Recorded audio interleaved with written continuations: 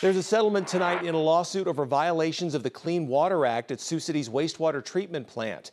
A release from the city said after nearly a decade of review and negotiation, the city, the Iowa Attorney General's office, and the Iowa Department of Natural Resources have agreed to resolve the matter with a civil penalty of $300,000. That's a lot less than the $6 million penalty that was originally sought. As part of the settlement, the city acknowledges the state's allegation that the city misled state leaders by manipulating test results and discharging polluted water into the Missouri River at times between March of 2012 and June of 2015.